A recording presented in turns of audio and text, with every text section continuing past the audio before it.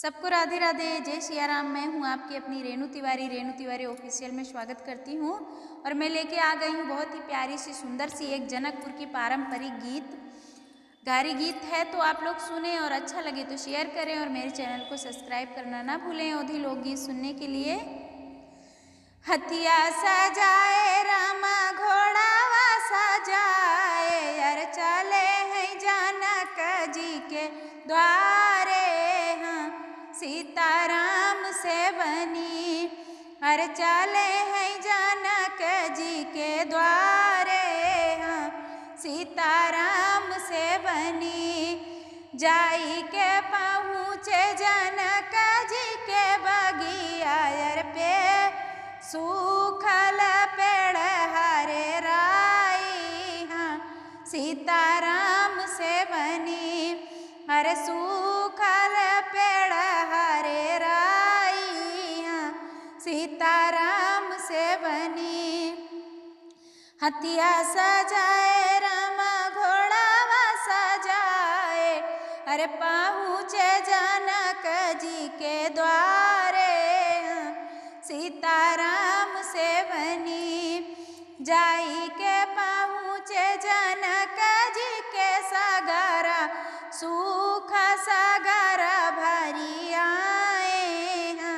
सीताराम से बनी अरे सूखा सगरा भरी आए। सीताराम से बनी हथिया सजाए रामा घोड़ावा सजाए, चले हैं जनक जी के द्वारे। सीताराम से बनी जाई के पहुँचे जनक जी के द्वारे, अर सखिया करथी नैनाचारी। सीताराम से बनी अर सखिया करथी नैनाचारी।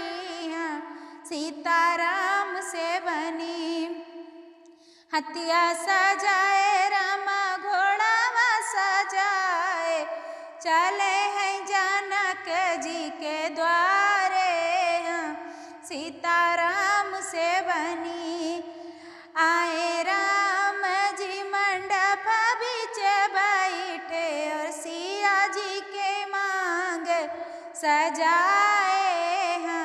सीताराम से बनी आए हैं राम जी मंडप बीच बैठे, और सिया जी के मांग सजाए। सीताराम से बनी होएगा विवाह सखीन सब मंगल गावे। होएगा विवाह सखीन सब मंगल गाम, देव सब फूल बरसावई। सीताराम से बनी अरे देव सब फूल बरसावई। सीताराम से बनी। आप लोग ज़रूर कमेंट करके बताइएगा कि मेरा गारी गीत कैसा लगा आपको।